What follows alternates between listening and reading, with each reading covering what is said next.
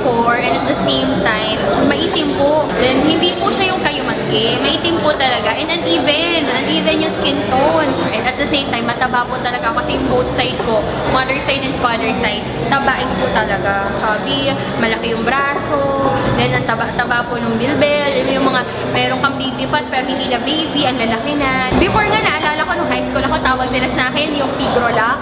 Kasi binubully ako sa class dahil nga ang taba ko. So, syempre, it hurts.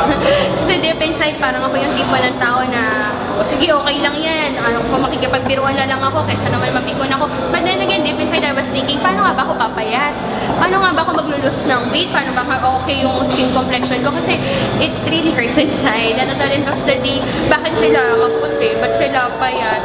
Kasi okay lang sana, hindi naman ganun kaputi, hindi naman ganun kapayat. Pero yung tipong hindi ka nakakahiyang tingnan, medyo it's not pleasant kasi dahil ako, ang ano po talaga, obese yung term. Yung weight ko, hindi proportion din sa height ko back then.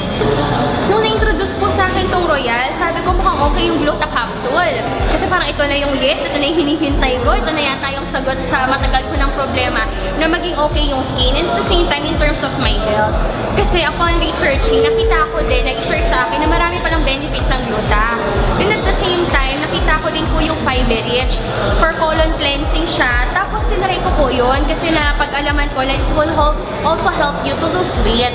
So tinry ko po yung dalawa na yan. Yung Gluta, then at the same time yung fiber rich. Then I found out na sobrang bilis po nung effect niya sa akin. Nag-react po talaga yung katawan ko. Nahiyangan ko po siya. So ngayon, nagwa-once a day ako yung Gluta 462. And after that, sabi ko, wow, after 1 month, nakikita ko agad yung feeling na hindi ako mabilis mapagod. I felt detox. And at the same time, nakikita ko na yung result niya na nag-enhance po talaga siya sa skin. After a month. That was the time na nakita ko po talaga, sobrang hiyang pala ako sa mga product ng Royal. Siyempre, di ba, gusto ko nga din talaga mag-lose ng weight. Ang nangyayari po kasi sa Fiberrich, after using that one, napipil ko po, nabusog na ako. Nagiging flat po yung tummy ko, nawawala po yung mga bilbil ko na dati problema ko talaga. Sabi po nila sa mga renew, anong ginawa mo? Ba't ang payat-payat mo na?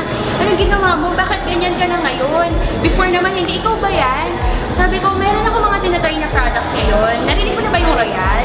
Kasi very effective siya sa akin. Try mo lang, baka effective din sa'yo. Kasi po, ang ganda eh. Yung pong personal achievement mo, yung enhance mo yung sarili mo, nakakatuwa po siya. Kasi for the longest time, tabain talaga ako, sama itim ako. Pero ngayon po, no, nagulat sila, sino ka ba? Kala nila before, nagbibiro lang ako sa mga picture ko. Kasi diba, may mga ganyan, reunion, o yung connection, yung Facebook. Akala nila pinang-photoshop ko lang. But then when they see me personally, wow, anong nangyari?